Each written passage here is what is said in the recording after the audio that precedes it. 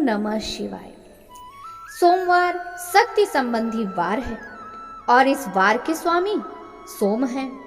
सोम के व्रती को उचित है कि वह दिन के तीसरे पहर तक सर्वथा ही निराहार रहे, पश्चात दिन में अथवा रात में केवल एक समय पारण करे।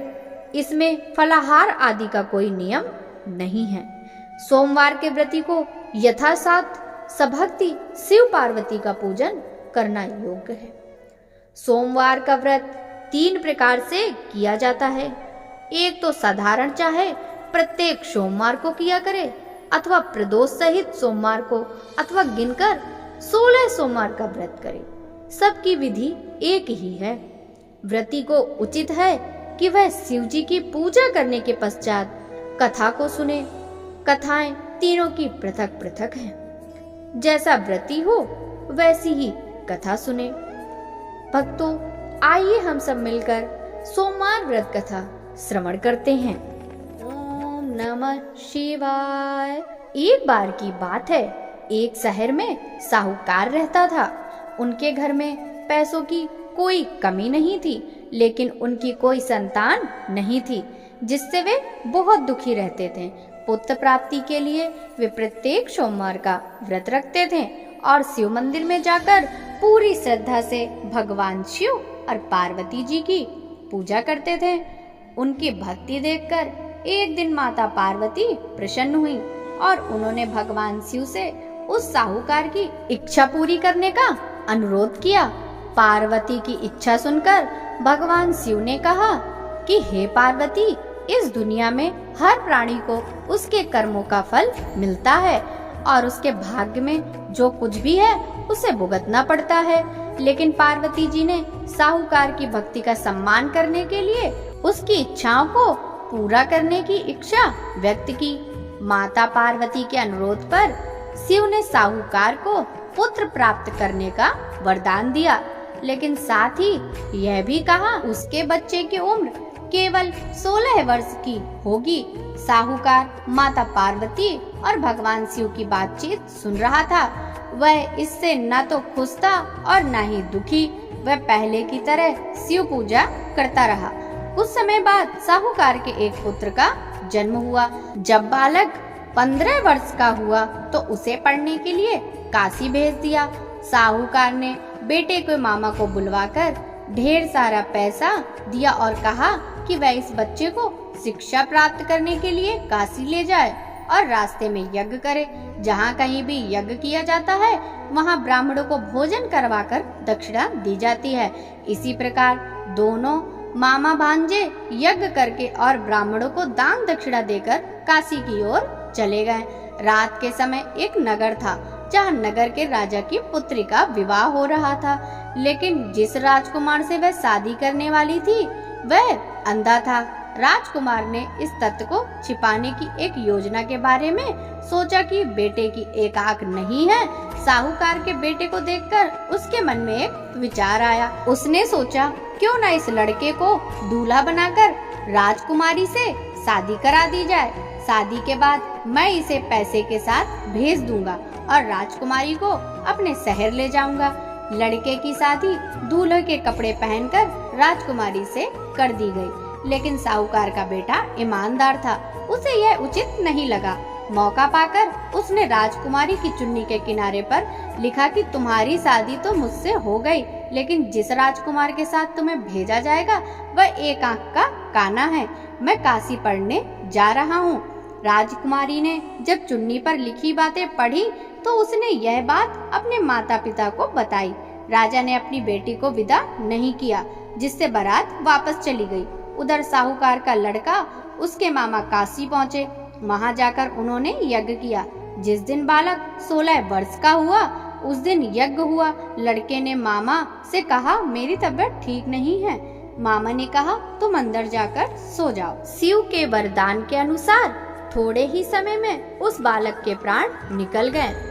मृत भांजे को देख उसके मामा विलाप करने लगे। संयोग से शिव और माता पार्वती उसी समय वहां से जा रहे थे। पार्वती ने भगवान से कहा स्वामी, मैं इसके रोने की आवाज सहन नहीं कर सकती। आपको इस व्यक्ति की पीड़ा दूर करनी चाहिए। जब शिवमृत बालक के पास पहुंच गए तो उन्होंने कहा, यह उसी साहूकार का पुत्र है जिसे मैंने 16 वर्ष की आयु का वरदान दिया था। अब इसकी उम्र हो गई। लेकिन माता पार्वती ने कहा, हे महादेव, कृपया इस बच्चे को और उम्र दें, नहीं तो इसके माता पिता भी इससे अलग होने के कारण तड़प तड़प कर मर जाएंगे। माता पार्वती के अनुरोध पर भगवान शिव ने बालक को जीवित रहने का वरदान दिया।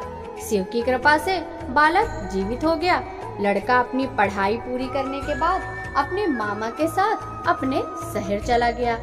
दोनों उसी शहर पहुँचे जहाँ उसकी शादी हुई थी। उस नगर में यज्ञ का आयोजन किया।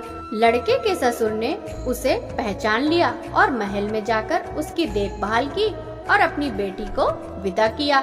यहाँ साहूकार और उसकी पत्नी भूखे प्यासे अपने बेटे का इंतजार कर रहे थे। उसने कसम खाई थी कि अगर उसे अपने बेटे की मौत की खबर मिली तो वह भी अपनी जान दे देंगे।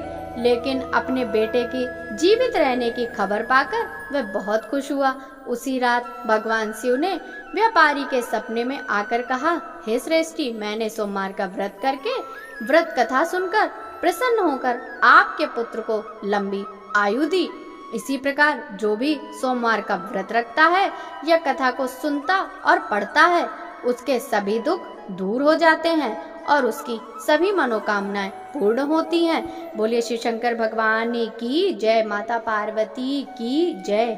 ओम जय शिवे ओंकारा, स्वामी जय शिवे ओंकारा, ब्रह्मा विष्णु सदा शिव अर्धांगी तारा। ओम जय शिवे ओंकारा, एकानन चतुरानन पंचानन राजे, स्वामी पंचानन राजे, हंसासन गरुड़ासन वृषवाहन साजे। ओम जय शिवे ओंकारा, दो भुज चार चतुर भुज, 10 भुज अति सोहे, स्वामी 10 भुज अति सोहे, तीनों रूप निरखता त्रिभुवन जन मोहे। ओम जय शिवे ओंकारा, स्वामी जय हरे ओंकारा, अच्छे माला बन माला रुंड माला धारी, चंदन मृग मद सोहे, बोले शुभकारी। ओम जय शिवे ओंकारा, श्वेतांबर पीतांबर बागांबर अंगे, स्वामी बागांबर अंगे, सनकादिक ब्रह्मादिक प्रेतादिक संगे। ओम जय शिवे ओंकारा, कर के मध्य कमंडलु चक्र त्रिशूल धरता, स्वामी चक्र त्रिशूल धरता, जग करता संहरता, जग पालन करता। ओम जय शिवे ओंकारा, ब्रह्मा विष्णु सदा शिव जानते अविवेका, स्वामी जानते अविवेका, प्रणवाक्षर के मध्य तीनों ही एका। ओम जय शिवे ओंकारा, त्रिगुण स्वामी जी की आरती जो कोई जन गावे, स्वामी जो कोई जन गावे, कहत शिवानंद स्वामी मन वांछित फल पावे। ओम जय शिवे ओंकारा, स्वामी जय शिवे ओंकारा। बोलिए शिव शंकर भगवान की जय।